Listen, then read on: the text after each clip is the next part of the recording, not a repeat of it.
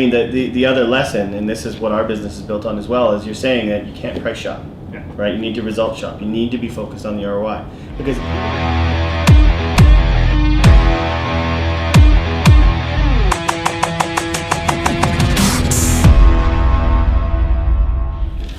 welcome to the next episode of Over a Pint. We're here with Morgan Carey from Real Estate Webmasters, who's in town from Vancouver / Nanaimo. Nanaimo, yeah. Yeah, so why don't you introduce for those who might not know who you are? Yeah, I'm Morgan. As Andrew said, I own a little company called Real Estate Webmasters, founded in Nanaimo, which is on Vancouver Island. We're about 180 people, service about 60,000 real estate agents. So we're a tech vendor. We do the marketing all the way through to the CRM and websites and stuff.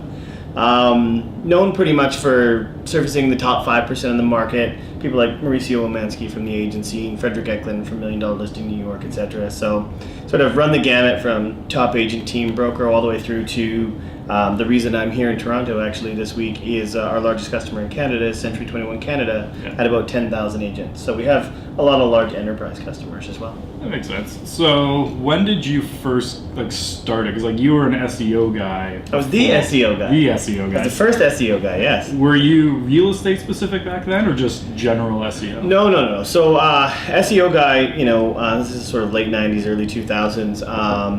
I did a ton of consultancy work for anything you can imagine that was hot on the internet back then. But I got really bored and really tired of running out of my own labor, and so I started sort of eating my own Cheerios and got into the education space. Mm-hmm. And being good at SEO like I was and like I am, I basically started dominating the online education space, became one of the top lead generators for the University of Phoenix, and I actually got bought out. So it was my first foray into niche marketing, picking education and dominating it. And so the company that I worked for, I believe they're called Quinn Street Media, I think they're now defunct, they ended up saying, hey, we want to write you a giant check, we're sick of paying you for your leads, and get out of education. Basically, comes with a 5-year non-compete and all that sort of stuff. And so they bought me my first house, my first brand new car, and anything else I could possibly want. It was a good deal. But from that I learned that, putting my skills to work on a niche and working for myself instead of other people from a consultancy perspective meant I had a lot more opportunities to scale, and a lot of opportunities to sort of really take on a market instead of, because the old way was like I would work for like Garmin GPS, and then I'd work for eBay, and then I'd work for Adobe, and I had to learn their market every single time, right? And so I didn't come to the next job generally with a lot of insights and connections and market intelligence and things of that nature, right? So what led you from that then to why did you pick real estate as the niche? Well, real estate, I just bought a bunch of real estate. I'm a wealth builder, I'm an entrepreneur, and very interested in, by this point I was starting to build real estate, I bought real estate, etc. And so it was just a sexy industry to me. I did have a couple of customers in the real estate market already through my SEO Guy consultancy, so I was familiar with it. It was easy at the time, SEO back in 2003, because a lot of people don't know, the company was actually originally called realestateoptimization.com. And so we were just offering explicitly optimization services, and there were just nothing but crappy vendors out there. Not Century 21, what do you call them? Point 2 Agent. Yep. The Advanced Access, Number 1 Experts, they're just garbage websites that have no concept of SEO because they didn't need to, right? Agents were just like, it's my online business card. And my first attempt to actually get into the tech and building side of this was just to offer free advice. I went to Christina, who owned Advanced Access at the time. I said, listen, you got 60,000 customers. Yeah. Right? And your websites suck. I'll just tell you how to make them better because I want something better to work with. And it was very much, you don't know, we don't know who you are, whatever, we're not changing anything, we're successful. So I got into the website game because no vendor was willing to actually just make the changes that were needed in order to make things SEO friendly. And that actually became the story of Real Estate Webmasters going into IDX. We invented search engine spiderable IDX because we went to all the iframed IDX vendors at the time, and this is now 2006-07 when IDX is online. Nobody's willing to help them build a data structure that could they were completely closed-minded about it. So we said, screw it, we'll build our own. It's funny because I still get that with some vendors. Like, well, if clients come to us with a website, and I'll do a full site audit, send it to them, and the site's half the time they end up doing nothing. So there's some that will respond and actually fix it. But well, now being on the other side, I do understand because people ask me to do stuff all the time. Yeah. And the reality is we do stuff all the time. We actually launched, I think, 76 updates to our platform last month. Yeah. Right. So we've got a massive R&D budget, and we're always making changes. But one of the great lessons I've learned from my COO Kent Flint is that the one-offs always make sense to the people who are suggesting them. Yeah. Right. So they're like, why wouldn't you do this or that or whatever? And the reality is, unless it's a massive customer or already on our roadmap, we've got a roadmap that's 2 years long. Right, and sure, important things can impact that roadmap, but an individual agent saying, I need this for my business, I can't divert resources to that because it just makes no business sense, right? Yeah. But that's a great segue, very unintentionally, into why Real Estate Webmasters is how we are. And so we're actually the largest custom agency in the world that services real estate. And so for us, that situation doesn't have to happen, right? If you're willing to pay for it, we have a team for you. Go do whatever you want. Budget and imagination are your only limitations. Of course, not everyone loves the fact that they ask for something and then have to pay for it, but we don't really care. You want the good service, you gotta. Right, that's the thing, right? I'm sorry, it doesn't exist, and you want it to exist, and you have to pay for it. I don't want it. So have you always been that way, or early on, did you kind of succumb to that scope creep that always happens when you're working with people, or? So no, we actually came from that way much more. Mm-hmm. So there was no such thing as R&D in the very beginning. Mm-hmm. In the very beginning, we were a complete agency, meaning we would help you create a project, and then we'd have to build it from scratch every time. Yeah. So we charged for everything back then. Now we spend probably $5 million or more on R&D every year. Right, and so we have a team, we have our REW Summit here in June, and our customers will come and they'll tell us all the stuff that they love about the platform, hate about the platform, what they're hearing about the market, and that informs our process. And we like to sort of listen to our biggest, most influential customers first, and then we listen to the customers who make the effort, right, that participate in the forums and the groups and come to the summits and come see us at Inman and whatever. So that's sort of how we get the industry side of our information. Is we get it from our top customers because we work with them daily, and then we get it from the people who are really engaged and we can tell are really trying to be innovators. Yeah. So what do you see as the trends coming with websites for agents? Because especially with Facebook and all that, and it's ridiculous that they think this, in my opinion, that they're like, oh, do you even need a website anymore? Aside from that, but where do you see websites going, say 2 years from now, 5 years from now? What's coming with them that is going to be important and impactful for agents? Well, I can't leave your comment alone, so I have to address that very quickly. If you think that you can run your business from Facebook, you probably can if you're a very small business and all you need is Facebook leads. But what you need to realize is that platforms have every right to change their policies, right? And free today is not free tomorrow, and so you can't have your eggs all in one basket like that. You have to be in control of your own destiny. So, but in terms of trends, it's hard not to be self-serving because we try to watch the trends. I mean, for us, our largest investment right now is in the virtual and augmented reality space. Yep. So we have a platform, actually renamed our newest platform, The Vision, to sort of get people's minds understanding that the visual articulation of the world is something that's really heavily being invested in. So you got your Google Cardboards, you got your Oculus, stuff like that. So we've invested big in the concept of truly being able to experience through first virtual and then augmented reality properties without having to be there. Yeah. So traffic is such a bear everywhere. So that's a big thing. There's some sort of really new stuff that I don't know if it's going to take off or not. Some of the voice recognition stuff, show me a home. I was watching this cool Google Assistant thing. I don't know if you saw that, right? Awesome. Hey, book me an appointment for a property that has 3 bedrooms and 2 baths. Yeah. Maybe, but I feel like I would still, as a consumer, need to see it first, right? I can't just be thinking But it might be cool to ask. But it might be able to be the address. You'd be book me an appointment at 123 Main Street. Sure, absolutely. Yeah. But that doesn't displace or disrupt the home search, right? All that does is disrupt your assistant or save you some time. It's a convenience. So I've not bought into the voice recognition stuff yet. I think it's way too early stage. And so, like, on the VR side, we had some trailblazers, people like Matterport, for instance, who already tested the market, who already said, is this something that consumers are willing to pay for? And at their price point, which is very high because they're innovators, people adopted it. And so this is kind of a little more proven. The voice stuff, I think I think it's cool as a nerd, but I don't know if it's going to go anywhere. There's obviously some really cool stuff happening in the CRM space. I was just launched relatively a new CRM. Right? We launch a new CRM every 90 days now, but it's not like we launch like major enhancements every 90 days. But yeah, so we have a new CRM. Obviously with apps components. So apps is a big thing, and apps is not new. But as you know, the adoption in real estate for technology it's really slow. Right, and the market's fragmented and hard to get penetration, etc. So I think apps have a long way to go. But what I'm really seeing cool in the CRM, and we don't have this yet, there's some really smart automation that we're investing in as well, but some people are leading. I would say probably Realtor.com's CRM is probably leading the pack. And it's this sort of concept of a conversational CRM. So instead of agents being taught processes and steps through a software platform, it acts more like a chat, right? And it says, hey, who did you talk to today?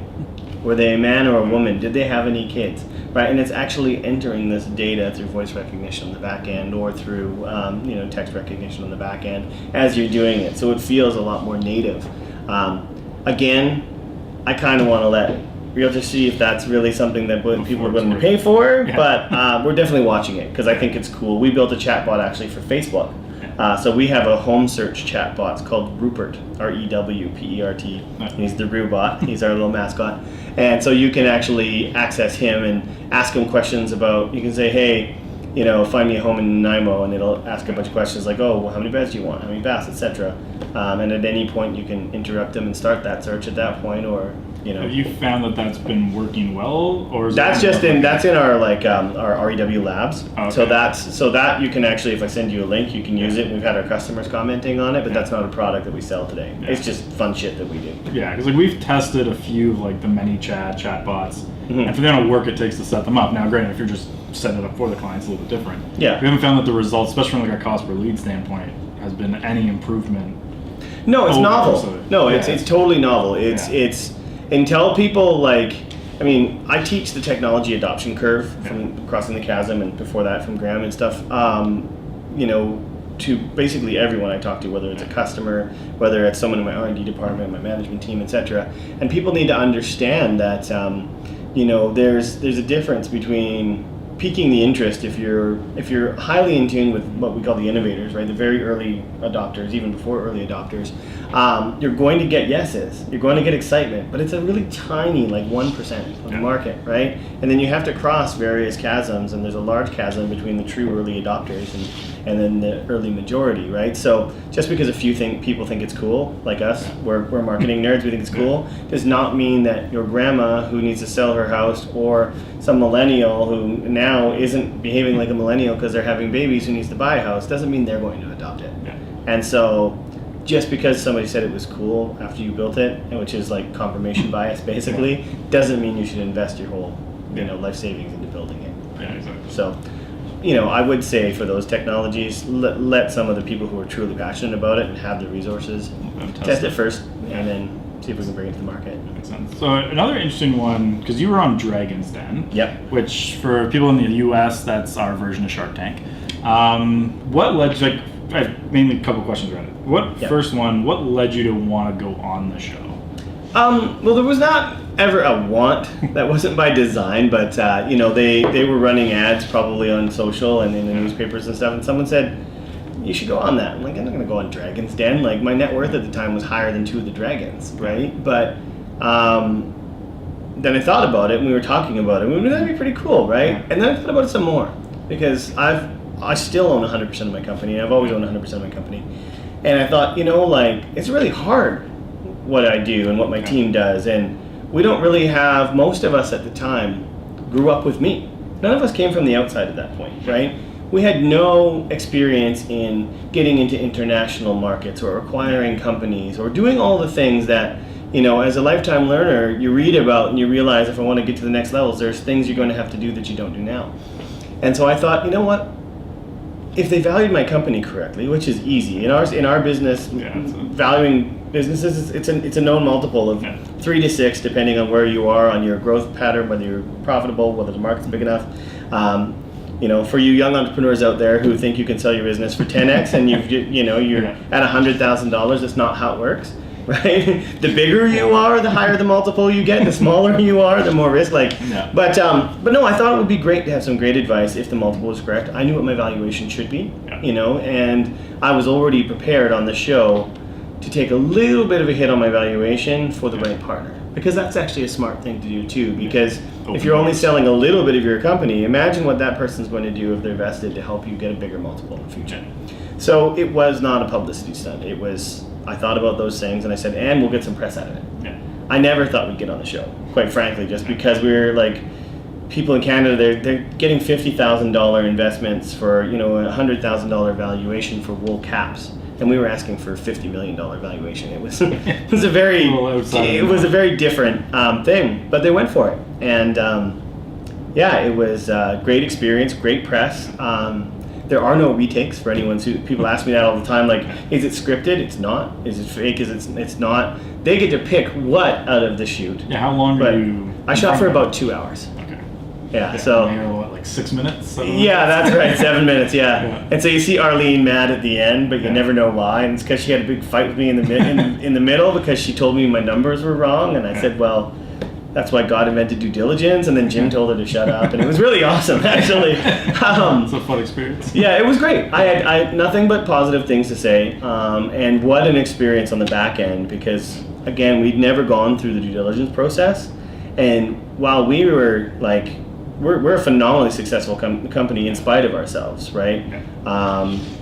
But at the time, we had no idea what we had. Right? I knew how to count the money and I knew how to pay the taxes. That was and I knew how many customers I had. Yeah. But they start asking you things like historical churn and cost per acquisition and things of that nature. And at that time, I had spent $0 in advertising my entire career because I'm an SEO guy and I'm good at marketing myself and social and stuff. And so we just realized how little structure and organization we had in the business. One thing you always hear on Dragon's Den is that Dragon's Den push. But this is what I was interested in you, is because you're so niche of real estate agents, you're not selling to the majority of the viewers. 0 sales because of Dragon's Den. That's what I was wondering, because that's where I actually probably assumed it was around there. But I shouldn't say that. But well, the question was more that is what I assumed is from a sales perspective would have been. But did it open because now you work with Barbara Corcoran, and I'm assuming that came because of Dragon's Den. Yeah, so I shouldn't. No, it has nothing to do with that. Those Shark Tank and Dragon's Den do not speak to each other at all. Just so we know. But no, I shouldn't say there was 0 sales from it because it is a great press leveraging opportunity, right?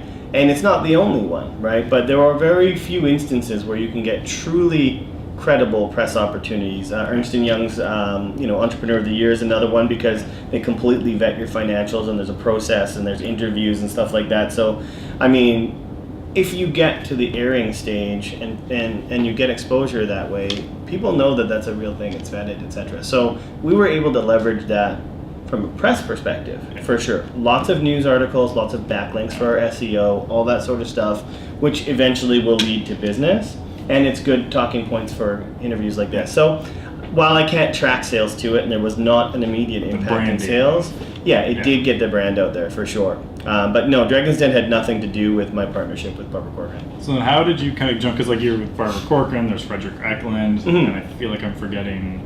Yeah, how are you gonna get into that kind of celebrity endorsement type? Well, that was an effect that happened way before Barbara, right? Because we intentionally targeted customers who were very successful, they tend to have a high profile, right? Because our thing was, we don't want to have $100,000 or 100,000 customers at $10. We want 10 customers at 100,000, obviously, but at scale. And so we already got a lot of credit for you're the guys who do, Rob Thompson from Waterfront Properties, or, pick someone, and they were probably really well known and probably top 50 on the Real Trends list, right?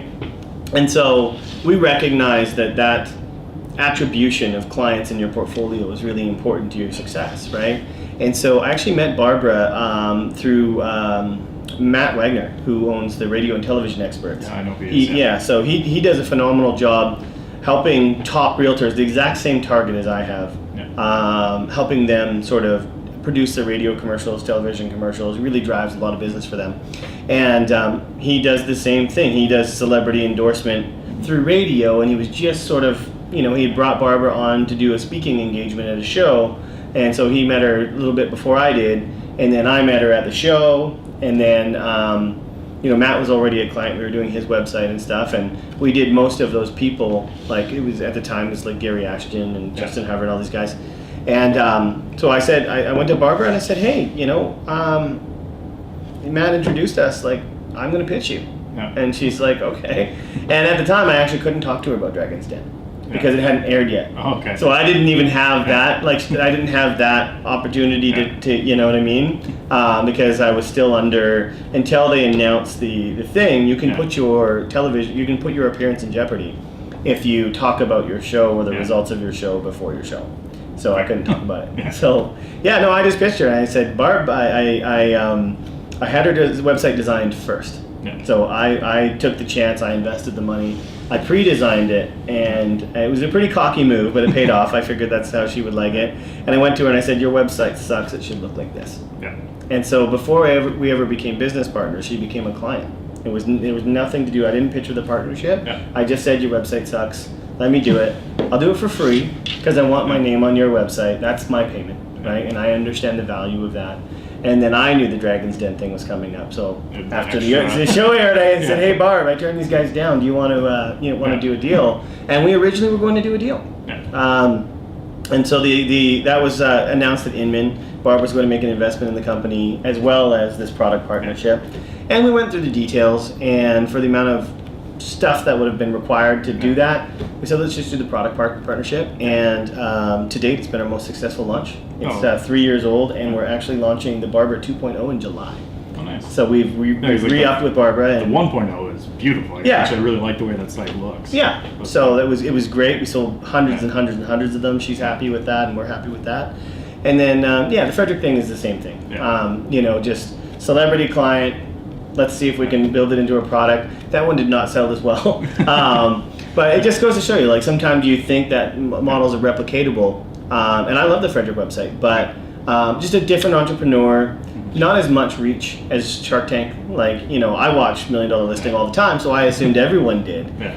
But you learn interesting things about that too, right? Like, not everyone loves Frederick in the industry. Not everyone, in fact, a lot of people in actual real estate don't like the television shows. And there's nothing to do with Frederick, but they don't like them because they make it look easy. They make it look like, oh, you can just invest money and magically you're going to make millions and stuff, and we all know that that's not true. So those are the interesting lessons you learn when you go through processes like this. So for an agent who's looking to get a website, especially like early on when they probably don't have the budget that normally like a Barbara Corcoran type of website would have. Sure. What would you recommend for them to look for in a site, especially when they're kind of in the first couple of years of their business? First couple of years of their business. I would first tell them, realize that you don't know anything about real estate technology yet, so don't try to invent it, right? Don't go with a custom shop, no matter how cheap they sound or what they promise, because you are not qualified, right? So pick something with a good reputation. There's lots of out-of-the-box products. We have out-of-the-box products too, but there's a list of like REW, Real Geeks, Commissions Inc., Boomtown, like, these are the real players, right? They have scale, they have tons of raving fans, they're proven productive. You can put relatively small PPC budgets into them and have them drive leads, etc. And so I would say stay away from, anyone who isn't proven, right? Because you guys have I'm not going to name them, but there's an ad that shows up all the time that says $99 once, lifetime. Okay, well, you get what you pay for. I'll just leave it at that, right? I think like my competition is the same thing, like, because so you do Facebook ads. Tell me about your Facebook ads. I was really interested in hearing about that. So we the way we approach it, so like different than like say some companies might buy this, like here's the system, you're buying the system. Yeah. We do it custom for each client. So like we interview them, we figure out that. But then we have competitors who'll come be like, because we'll charge like $1,250 a month plus for a lot of our clients. Which is a steal. Yeah. And then they're like, yeah, well, this guy's going to charge me $500. I'm like, sure, go for them. But then they come back like 6 months later being like, we didn't get any results, or Facebook ads are crap. Right. Because they just didn't get the results, where we're going to be like, here's proven things that work. And it's an interesting method where people don't really get how Facebook ads work. Because I think what happened with a lot of people, and you probably see this a lot with SEO, probably, whether it's 5 years ago or 10 years ago, where early on it was so easy to be competitive if you knew what you were doing. Yeah. That a lot of people did really well with not the best practices. Right.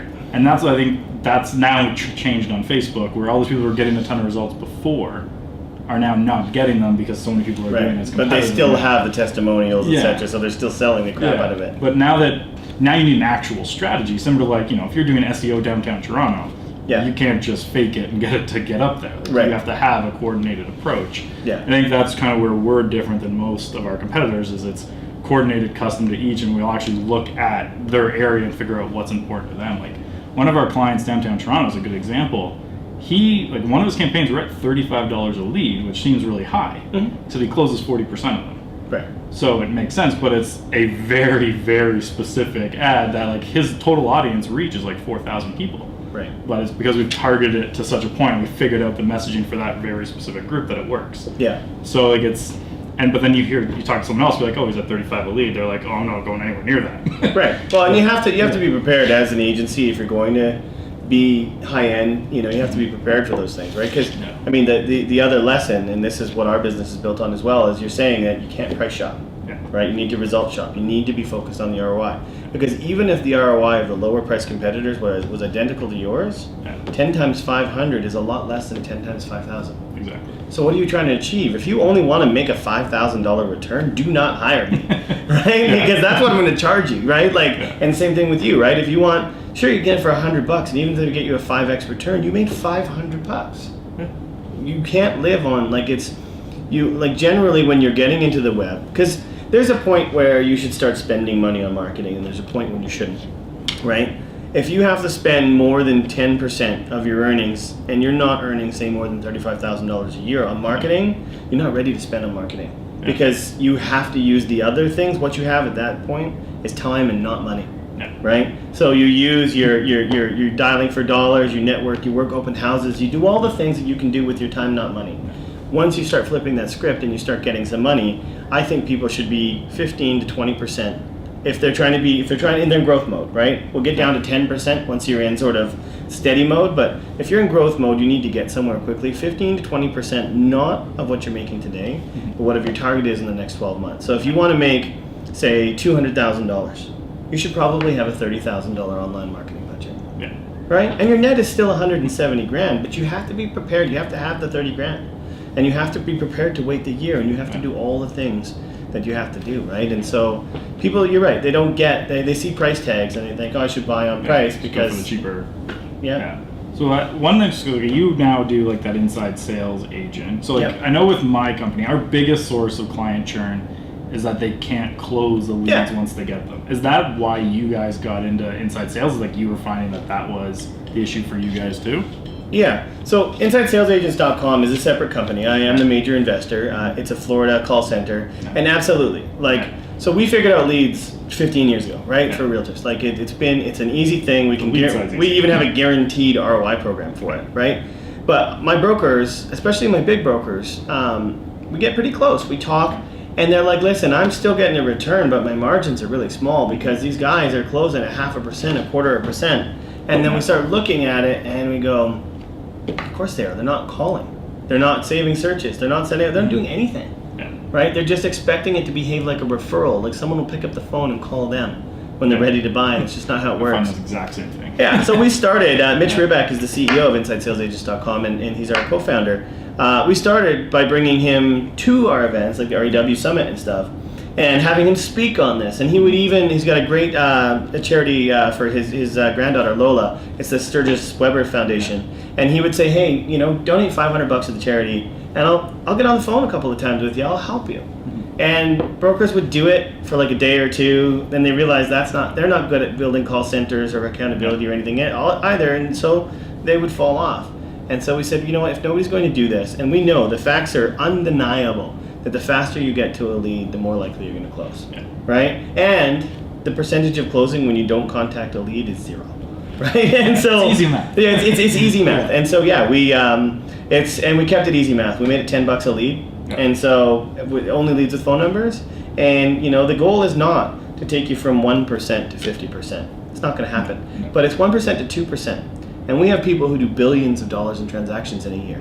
So that becomes 2 billions of transactions if you were to put that program on, right? So you only have to go from 1% to 2% to double your output, right? So what do you find? So like agents have been doing it for a few years, because I know like first year it'll always be lower, and the second year you convert a portion of the first year. Yeah. So say after like whether it's 3 or 5 years, what do you find kind of the agents who have it dialed in, their average conversion rate is? So Mitch's brokerage, for instance, when we did the analysis, was about 6.5% on a rolling 5-hour trend, or 5-year trend. So like it was like 1.5%, 2% the first year, then you get another 1.5% the second year, then another 0.5% the third year. So I mean, he's much better at reciting his numbers than I am. But yeah, it was about 5.5%, 6%, something like that. And so phenomenal, because they didn't give up on their leads and they had a system, right? And they were investing. They had the very first ISAs, the very first call agents we had in our call center were all of the staff. Like Mitch literally shut down his brokerage to come be our CEO.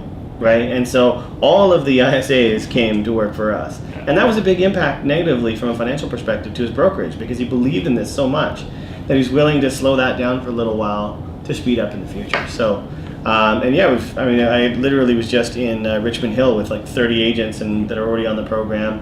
One guy, his first lead, he closed that weekend. So it can happen, but you're right. We have to set the expectation that it takes time and nurturing, and it still requires the agents like.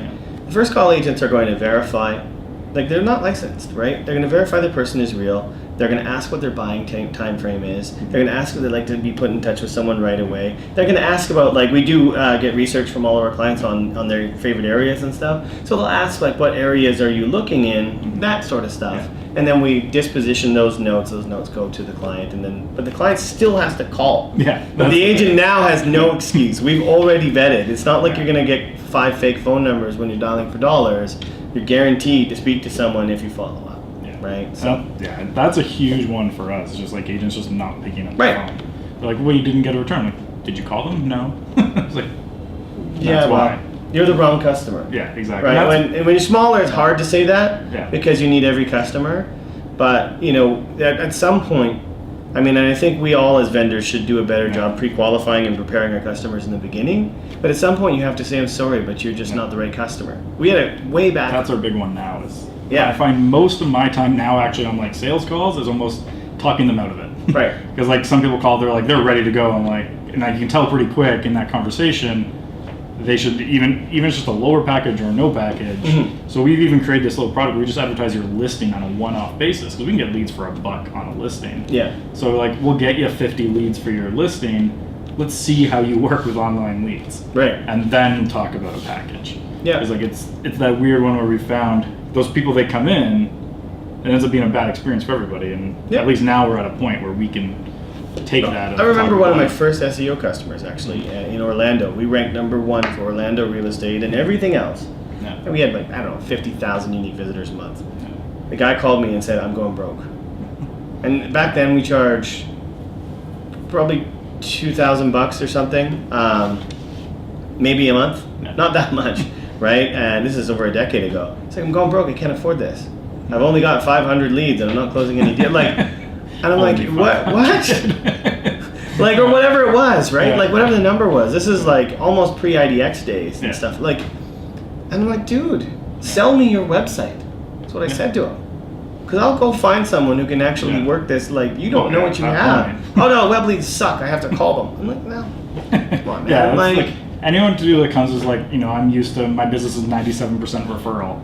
Yeah. Most of the time, like, online leads probably are not going to work for you. Yeah, 1 to 2%. That's the expectation. Yeah. If you're doing pretty good, you're 1%. If you're working hard, you're 2%. That's what we tell people is to expect that range. Yeah.